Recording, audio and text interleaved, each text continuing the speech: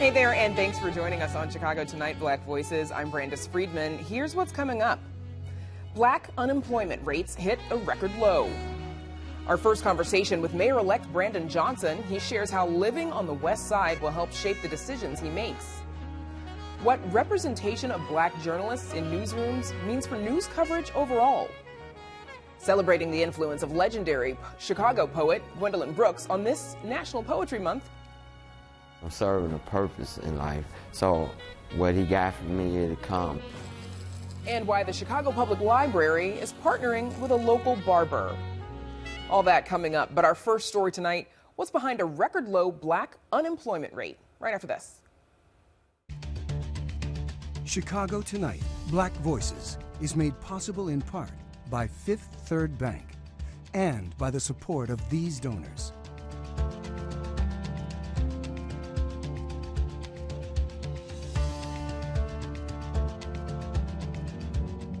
At Fifth Third, we believe when diverse voices are heard and empowered, communities are made stronger, lives are made better, and the future holds greater promise for all. That's why we're proud to support Chicago Tonight Black Voices. Together, we can make a difference. Together, we can drive change. The black unemployment rate hit a record low of 5% last month. That's according to data from the Bureau of Labor Statistics. It comes 3 years after the black unemployment rate spiked during the pandemic to nearly 17%. The new data comes as many economists anticipate the labor market to begin cooling. Joining us to break down the impact on Chicago workers are Brenda Palms, President and CEO of the North Lawndale Employment Network, and Alonzo Waheed, Director of Organizing with Equity and Transformation. Thanks to you both for joining us. And thank you for having us. Pleasure. Of course. Alonzo, let's start with you, please. What do you think are some of the factors contributing to this? I think the biggest factor is I asked myself, who did they count? So our organization works with the informal economy. These are individuals that have to work outside of a regular 9 to 5. I don't believe that those individuals are counted. If we just took a walk over to Springfield and Pulaski, we'll see individuals outside saying, I had to figure out a way outside of this regular 9 to 5 just to survive. But along with that, when we actually look at those numbers and we see the uptick that black women actually more black women was now employed, I want to first give homage to that, but I also want to say if you look at every other demographic, it was a downtick in that, and there was also a downtick in black males being employed, and I'm saying we have to now move to solutions that all of us are actually counted, and then we come up with solutions how to make sure all of us are getting hired. Now, we have a graphic that shows the black unemployment has reached a historic low since the 1970s. Brenda, are you seeing that reflected in the population of folks that you work with? No. Short version, no. So, it is interesting, but there still are these populations, these communities where the unemployment rate is still 3 to 4 times higher than the national standard. I work in North Lawndale, and we're one of those neighborhoods where we are constantly concerned about the reduction of the unemployment rate in our community. So no, it's interesting that it's across the country, but certainly there are these stubborn neighborhoods where the unemployment rate continues to be very high. Alonzo, many black and Latino workers, they tend to have higher employment rates in the service industry, the gig economy. Is that kind of work sustainable? No, I don't think that work is sustainable. You could look right now with the legislation that's trying to get passed in Chicago where they want to remove Uber drivers from being able to work in certain areas, and also the percentage that they're actually getting off of those fares are also going down where the company is making more money. I'm thinking that, but that's true with everybody. This is a capitalistic society, and I think we have to be very careful as black and brown people, especially African Americans, when we have to really get to the point that we came over here as capital in the first place. So being in a capitalistic society, we must always question what numbers are being counted and then what place do we actually have at the table. And so you're saying like the income that folks are able to earn from those jobs, the income that it's individuals are able to earn, and whether or not it's going to actually provide a better quality of life, because it's easy to come into a job. When we just saw there was they touted the fact that we have minimum income. They raised that up at the same time we're right now paying $3 for a dozen of eggs through inflation. So how does that actually balance out? And then we also have to ask the question, with these entry-level positions, we get entry-level positions, but these are through temp agencies that don't allow you to stay on longer than 90 days. You know, they kick you right back out and recycle you back through the system. And when we're just saying enough is enough, we have to come up with real alternative solutions to make sure that we're all able to have a good quality of life here. Brenda, what are some of the barriers? Go ahead, sorry. No, I was going to add to that point as well that people aren't being counted the same anymore because of the gig economy, but also people are looking at other alternatives for raising money and supporting themselves. And that would include entrepreneurship, or, you know, my daughter's really into TikTok. I think that's what you call it. And they're looking at really alternative ways to support themselves just because traditional employment hasn't been accessible for them. What are some of the barriers? Yeah. How can folks get to some of that traditional employment? Well, I think some of the barriers certainly include if you have a brush with the law. You know, there are still a lot of folks, a lot of employers that just are hesitant to give folks who have a criminal record the opportunity for fair hiring. People who are aged, we're not as kind to those of our elderly, and there are people who are 60 and over looking for work, and so that's not even something they can change, but what we can do is change the mindset by helping society understand the value that they have. And then of course there are people with disabilities that are also, I think, have limited opportunities for employment. So those combined, along with untreated mental health challenges, continue to, you know, contribute to all of those barriers to employment. Alonzo, you mentioned the informal economy. Some of the folks that you work with find themselves there outside of the traditional 9 to 5. What do some of those jobs look like, and what kind of supports do you provide to those workers? I would answer that question with also going with the extension of what she just said. We have to remove the barriers. We have to look at how are we going to make sure that the least of us are included. And that means removing the barriers. I love the fact that you brought up the TikTok or a young individual looking to become an entrepreneur. But right now, you know, Illinois has the third highest regulatory burdens, right, for individuals that's trying to even enter into not only the job market, but entering into entrepreneurship. So when we start looking at informal workers, right, we have to say, well, if we're saying that we have hundreds of thousands of individuals who aren't able to enter the job market because they do not have a GED, well, we need to remove that barrier. If we're saying that their barrier is that they have a criminal background, right, we need to remove that barrier so we can allow individuals into this job market. Because the bottom line is we all are having to figure out a way to survive anyway. One of the biggest things that, and we talked about this earlier, that we as a people were not even counted.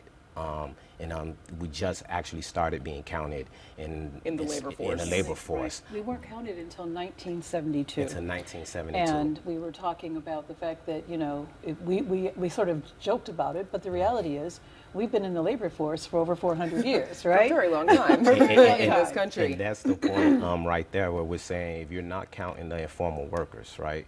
Just imagine it's an individual, he gets arrested or she gets arrested and they go to jail. And they're able to actually work for a Fortune 500 company while they're incarcerated. But the moment that they're released, they're no longer eligible to work for a Fortune 500 company. Yes, we have to remove those barriers.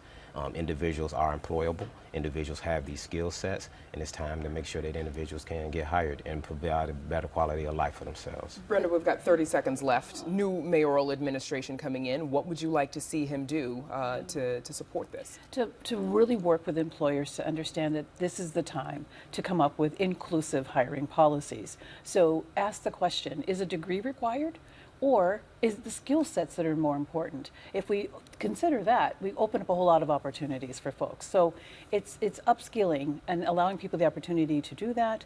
If someone has a criminal record, then what is the relationship between the crime and the actual job that they're applying for? Is there a relationship? And if there isn't, then why not give this individual an opportunity? So I would want to challenge the mayor to think about more inclusive hiring policies that would actually even out the playing field.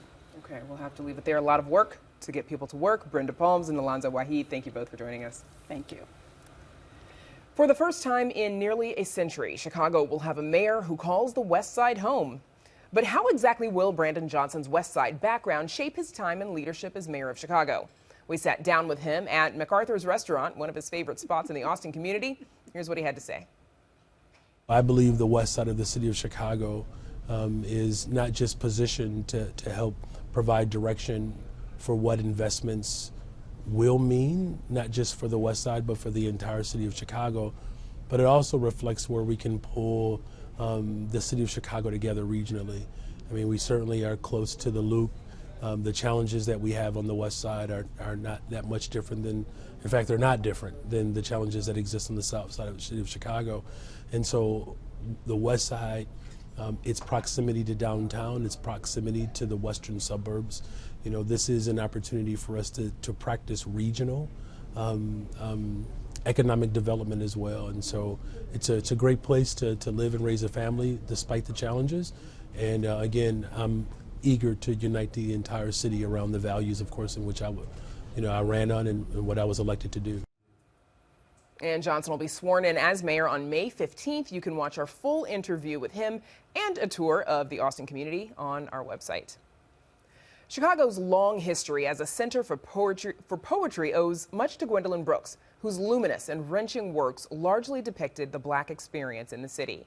In this throwback clip to a 2001 Art Beat episode, Brooks's daughter talks about her mother's involvement and influence in the 1960s Black arts movement in Chicago.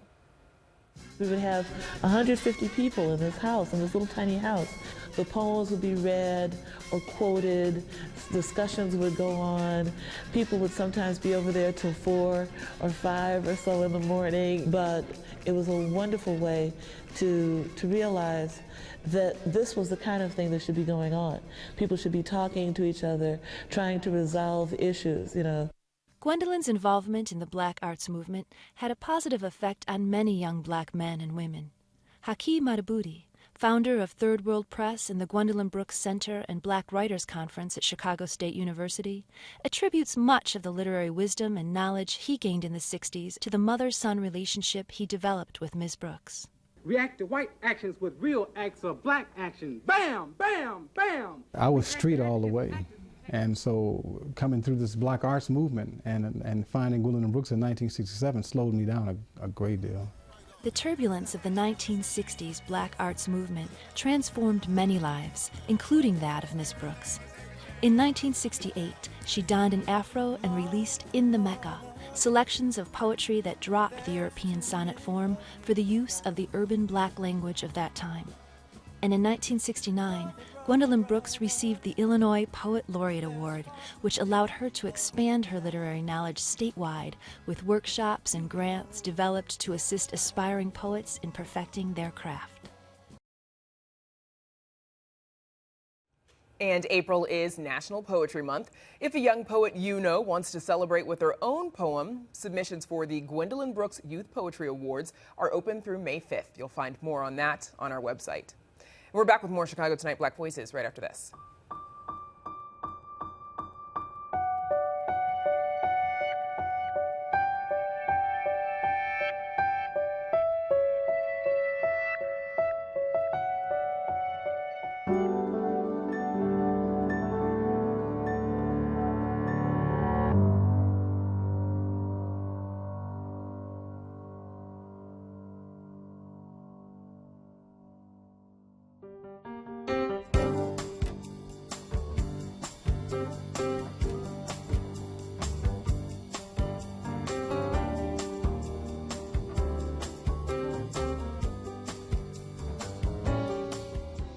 A new report says there are very few journalists who look like me. A Pew Research Center study finds that in a sample of 12,000 U.S. reporting journalists, just 6% were Black. And when taking a closer look at who's covering what, Black journalists make up only between 2 and 8% of almost all reporting beats like the environment, sports, politics, and health. The only exception is coverage of social issues and policy, where Black journalists represent 15% of journalists on the beat. Joining us now are Sylvia Snowden, Advocacy Chair of the National Association of Black Journalists Chicago Chapter and host of CAN TV's Political Forum, Ariane Nettles, Lecturer and Director of Audio Journalism Programming at Northwestern University's School of Journalism, and Tonya Hill, Multimedia Reporter at The Tribe, a digital media platform working to reshape the narrative of Black Chicago. Welcome to Black Voices, everyone. I'm thrilled you're all here. Thank you. Sylvia, let's start with you, please. We just heard those numbers. 6% of all of the journalists in the study were Black. What's your reaction? Well, I wish I could say I was surprised, but I'm not. I've been in this industry a little while now, and I see every day so many of these issues. I mean, sports, how many black athletes are there? But there simply are not the journalists to cover it. The same thing with politics. In a city like Chicago, we have so many African-American politicians, and this is a political town. And it's a relatively African-American city. We're still a third of the population, yet we're not on the beat. So I wish I could say I'm surprised. I try to get people excited, engaged about journalism, but for whatever reason, it's a lot of work. A lot of work. As is the job, as the four of us all know. Yes. Ariane, how do you think this lack of representation of black reporters impacts news coverage overall? I think that it means that our news coverage does not adequately reflect the communities that we're mostly covering. You know, when we think about crime, when we think about even in a city like Chicago, arts and culture, so many of those stories that come out of our city are black stories. And if we don't have black reporters on them, we lose a bit of nuance, you know? So I always try to teach that we aren't the only people who can teach black stories, but we are missing a great deal of overall coverage and just the landscape of news coverage when we are not properly represented, when our newsrooms do not look like the communities that we're representing. The coverage and maybe even the perspective, right? Yes, just we might see something different. And I can give you an example of that, and I went from never telling the story to telling it pretty frequently. I had the experience of having a cousin shot to death in Inglewood. Sorry. Thank you. And reading some of the, and I'd read a million stories about young people who were gunned down, but it wasn't until it happened to my cousin that I could see the very racially tinged way those stories are oftentimes authored. And it took me taking an opportunity to write an op-ed in the Huffington Post to sort of share why I thought it was a horribly done article and how we do this to young black people who die all the time. But if you don't have people who've had the experience of getting that phone call at 2 a.m., yes. I'm sorry, your relative is dead, you never get that vantage point. So I think it is important in a city where crime is an issue, where gun violence is an issue, to have young African Americans who've had that experience tell those stories. Tonya, The Tribe, a publication, black-led, majority black newsroom. You guys are relatively young, but, you know, mighty. What does this mean for your coverage? I think, to add on to what Sylvia and Ariane said, I think we need it. We need that perspective. We also need our voices on stories. And I think even with Sylvia's point about like talking about violence, I think there's some nuances that when we're talking about violence, like I think when mainstream news outlets cover crime, it's more of a numbers kind of like way to think about it. Like this person was shot at this time, this location, this was their name, and that's it. But what we're trying to do is also reshape how we talk about crime, and we want to get at what were the root causes that led to this moment, because it wasn't just someone was injured or harmed, it was institutional harms that also contributed to this moment. What institutional failures were happening for this crime to have taken place, and what can we do to prevent it? Ariane, as we mentioned, black journalists represent 15% of those covering, social issues, yes. Policy. In the last few years, I think we've seen a lot of folks create the race or the DEI beat, sort of. But does that sort of lead to expectations about what black journalists can and can't cover? It does. And so it's kind of the opposite of what we used to experience, where we used to, as black journalists, be kind of chastised for wanting to cover black things. And now it's turned into us being expected to be the experts on all things black in our newsrooms. And that also is not fair. We are not being paid to be DEI experts in our newsroom. We are not paid to be consultants. We are not paid, oftentimes, if you're a reporter, to also be an editor and edit everyone else's things to make sure that people aren't coming up with racist copy. And we also can't be the voice of all black people. We cannot be the voice of all black people. And so it's setting up a lot of times, setting up those very reporters who are on the DEI, the black, the race beat, with a desire to help improve coverage. We can burn them out. We can make it so that they leave the industry way too soon, and it just doesn't benefit everyone when we know that race comes and it is really a part of every story that we do in any beat. It really should be kind of stretched throughout the newsroom, and it should be a competency that everyone, every single reporter should be required to understand and know. Tonya, what do you think are some of the barriers or the issues that Black journalists encounter when trying to get into the industry, or even being in the industry? I think accessibility. I think when we talk about like in college, the internship thing, a lot of people are not able to take on unpaid internships to get into it, and a lot of journalism internships are unpaid.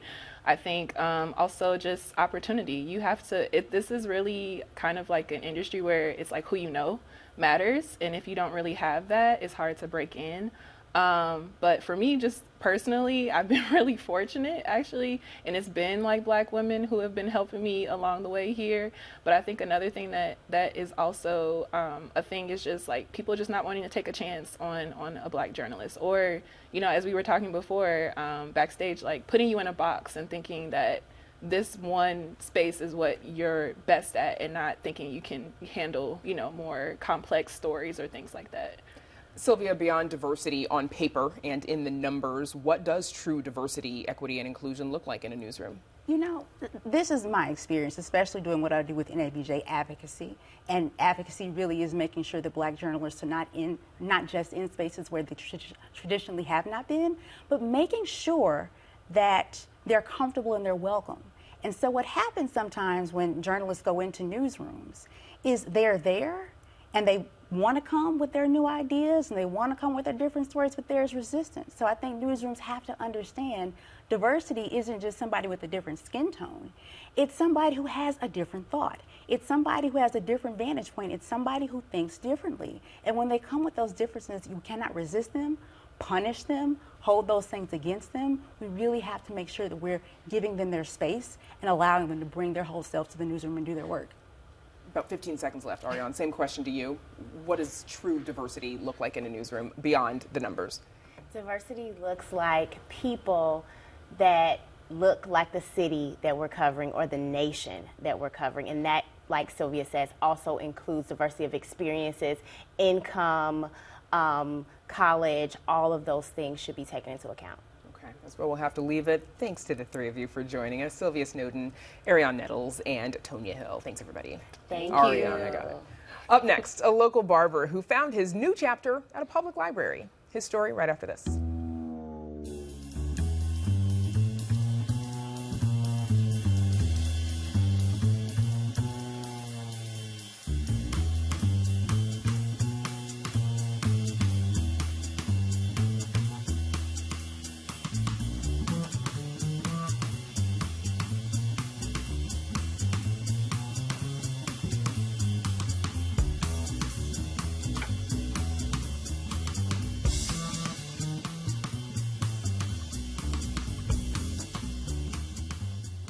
Public libraries can be a safe haven for those struggling with homelessness.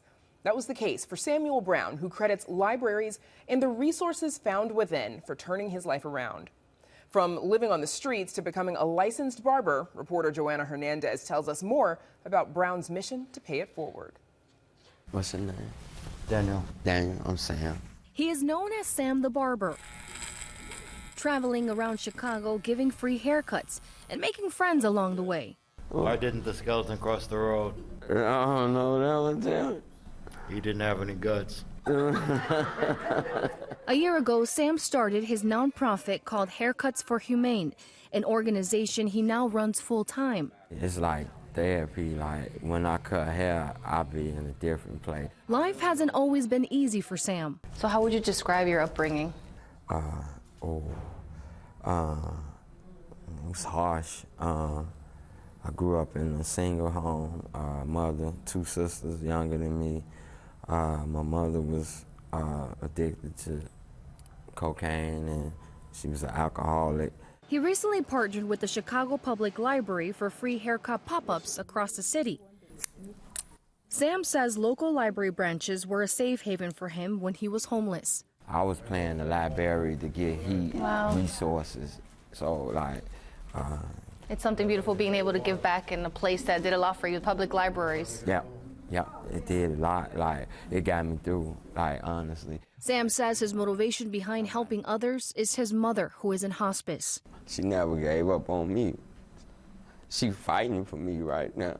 Yeah, I saw her a few days ago, and she was just like, keep doing what you're doing in the world. A fresh cut and human interaction. People want somebody to listen to them sometimes, and they want to express, what they've been through, because sometimes we all can be self-centered. See you next time. Okay. With an infectious smile, Sam says he wants to pay it forward the way people helped him along his journey. I'm serving a purpose in life. What he got for me, it'll come.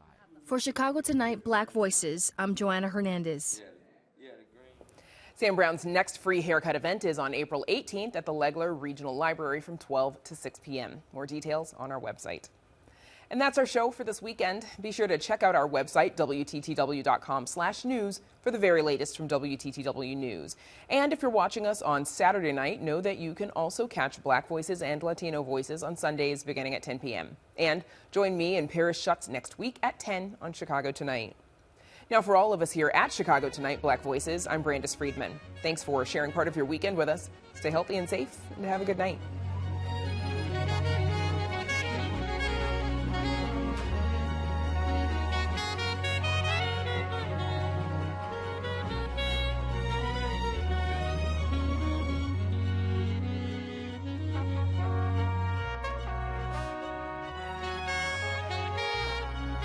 Closed captioning is made possible by Robert A. Clifford and Clifford Law Offices, a Chicago personal injury and wrongful death firm that's proud to serve its community through pro bono legal services.